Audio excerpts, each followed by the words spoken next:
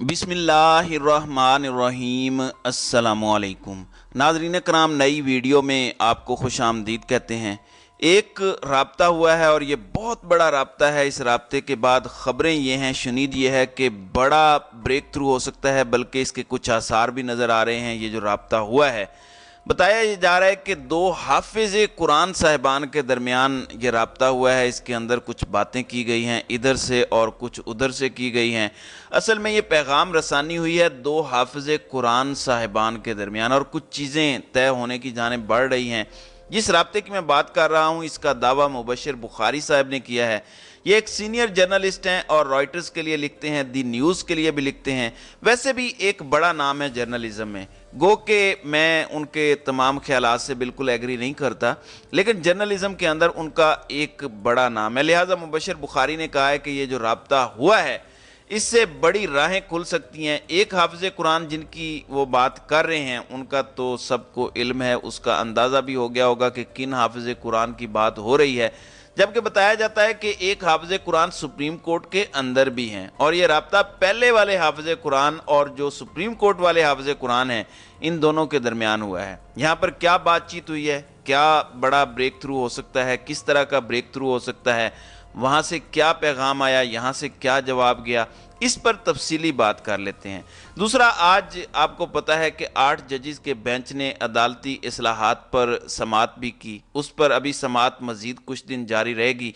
लेकिन सोचने की बात यह थी कि अगर समाअत के अंदर इतना लेट करना था, ये सवाल मेरे जहन में आया कि अगर इतना ही लेट करना था तो फिर बेंच इतनी जल्दी क्यों बना लिया। तो फिर हमने जब ब्रेन स्टॉर्मिंग की तो अंदाज़ा हुआ कि चीफ जस्टिस कमाल ज़हानत का मुजाहरा कर गए हैं और इस तरह से जस्टिस काजी फ़ायज़ ईसा के हाथ से एक अहम तरीन इख्तियार वापस लिया गया है।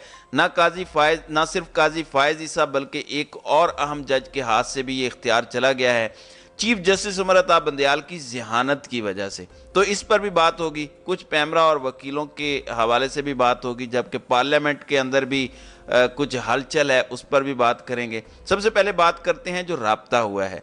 मुबशिर बुखारी साहब कहते हैं कि एक हाफिज़ कुरान जिनके बारे में कहा जा रहा है, वो तो समझ में आता है कि chief of the army staff हैं जनरल आसिम मुनीर साहब, जबकि दूसरे जो हाफिज़ कुरान हैं उनके हवाले से पता चला है कि वो chief justice of supreme court हैं, उनके बारे में बात की जा रही है, वो भी हाफिज़ कुरान है। तो इन दोनों के दरमियान मुबशिर बुखारी जो कि सीनियर जर्नलिस्ट हैं, वो ये बता रहे हैं कि पैगाम रसानी हुई है इनके दरमियान, इधर से भी और उधर से भी। अब बात क्या की गई है, बात ये की गई है रिकन्सिलिएशन की। वहाँ से कहा गया है कि जनाब आप बड़े सख्त मौक़िफ़ पर डटे हुए हैं, तो आप थोड़ा ज़रा पीछे हटें ताकि जो हीट है, जो सियासी दर्जा हरारत बढ़ा हुआ है, वो थोड़ा कम हो सके।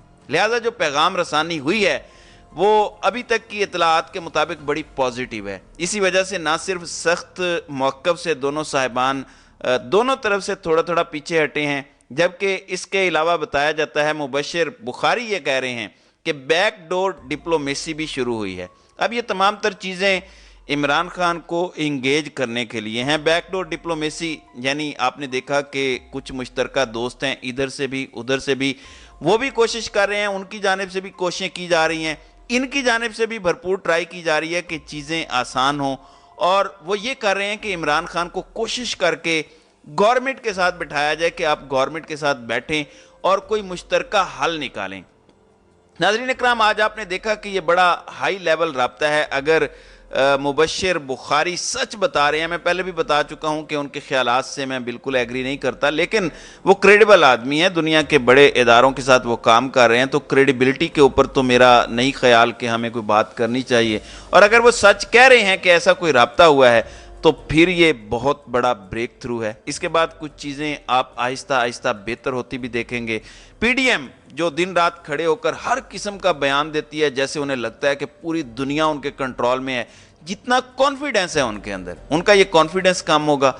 आप देखें कि आज फौरी तौर पर समाअत नहीं हुई, सुप्रीम कोर्ट के जो रूल्स एंड प्रोसीजर्स हैं उन पर भी, और कुछ इमरान खान के तरफ से भी बेहतरी निकलेगी और मिल बैठकर चीज़ों का हल निकालने पर एक कदम आगे जो है वो बढ़ जाएगा।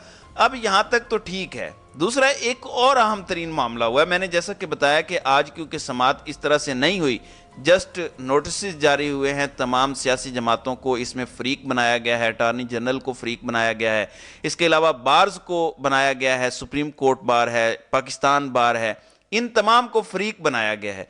अब मैं ये सोच रहा था कि अगर आपने आज समाअत नहीं करनी थी या कल भी नहीं करनी थी तो फिर आपने इस केस को इतनी जल्दी जो है वो लगाया क्यों। नाज़रीन इकराम, आप ज़रा इसको समझिएगा। मुझे ये लगता है कि चीफ जस्टिस ऑफ पाकिस्तान ने बड़ी कमाल ज़हानत से ये सारा कुछ किया है। वो कैसे? अगर ये बिल कानून बन जाता, ये एक्ट कानून बन जाता, जैसा कि 7 दिनों के बाद इस बिल ने कानून बन जाना था, तब इस कानून को चैलेंज किया जाता, तो ये कानून जब चैलेंज होकर सुप्रीम कोर्ट में जाता तो सुप्रीम कोर्ट के अंदर इसी कानून के तहत जिसको चैलेंज किया गया है, इसी के तहत बेंच बनाने के लिए सुप्रीम कोर्ट ऑफ पाकिस्तान को 2 बंदों की राय लेनी पड़ती, क्योंकि 184(3) पर अकेले तो चीफ जस्टिस जो है उसके तहत कुछ नहीं कर सकते थे अगर ये बिल जो है वो लॉ बन जाता। एक और वो 2 कौन से बंदों की राय लेनी पड़ती? एक जस्टिस काजी फायज ईसा और दूसरे जस्टिस तारिक साहब। ये दोनों सीनियर 3 जजेस हैं और ये 3 लोग बैठकर फैसला करते कि कौन सा बेंच बनना है और उस बेंच के अंदर कौन कौन से जजेस रखने हैं।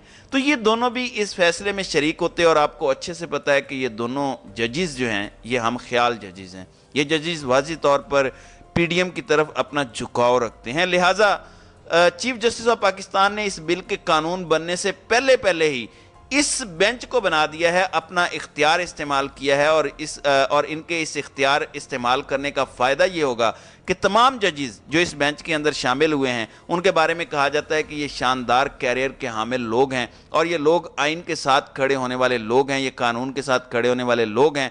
लिहाजा जो मामलात, जो चीज़ें या जो ख्वाहिशात इस वक्त सो कॉल्ड पार्लियामेंट की हैं, और ये सो कॉल्ड पार्लियामेंट इसलिए है कि इसमें एक बहुत बड़ा हिस्सा तो पार्लियामेंट से बाहर है, वो मौजूद ही नहीं है, और ये ज़ाती मफाद के लिए सब कुछ किया जा रहा है, तो अब वो पूरा नहीं हो सकेगा। लिहाजा चीफ जस्टिस ऑफ पाकिस्तान ने एक इंतहाई शानदार कदम उठाया, बड़ा ज़बरदस्त कदम उठाया। तो अब ज़्यादा से ज़्यादा ये सोमवार मंगल तक केस चलेगा। चलें, अगर लंबा भी चल जाता है तो कानून बनने के बाद कम अज़ कम इस बेंच की, जो ये बेंच बना है, इस बेंच को चैलेंज नहीं किया जा सकेगा। हालांकि जस्टिस काजी फायज ईसा का बड़ा दिल है, क्योंकि उनकी इस तरह की वो हरकतें करते रहते हैं कि इसको चैलेंज किया जाए, लेकिन इसको चैलेंज नहीं किया जा सकता। ये मुझे लगता है कि ये सबसे अहम बात हुई है।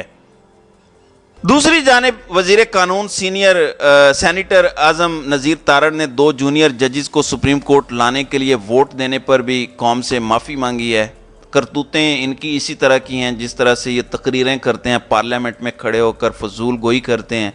तो हुकूमती जमातों की प्रेस कॉन्फ्रेंस के दौरान सहाफ़ी ने वज़ीर कानून से यह सवाल पूछा कि आपको 2 जूनियर जजेस को सुप्रीम कोर्ट में लाने में किरदार अदा करने पर पछतावा है? तो इस पर इन्होंने कहा कि हमारे मज़हब में तौबा का हुक्म है। 2 जूनियर जजेस को सुप्रीम कोर्ट लाने के मामले पर आवाम के सामने माफ़ी मांगता हूँ। मेरे ज़ाती मौक़िफ़ के बावजूद हुकूमती मौक़िफ़ के ताबे मुझे वोट डालना पड़ा। फिर इनका कहना था कि मैं कभी इस वोट के हक़ में नहीं था, मैं मानता हूँ कि मैंने वोट दिया, मुझे वोट नहीं देना चाहिए था, मुझे उसूल के साथ खड़े होना चाहिए था, मैं पूरी कौम से माज़रत करता हूँ। उन्होंने कहा कि वो वक्त खड़े होने का वक्त था, हुकूमत को भी खड़ा होना चाहिए था और मुझे उससे ज़्यादा खड़ा होना चाहिए था। तो अब इनको जो है वो तौबा याद आ गई है।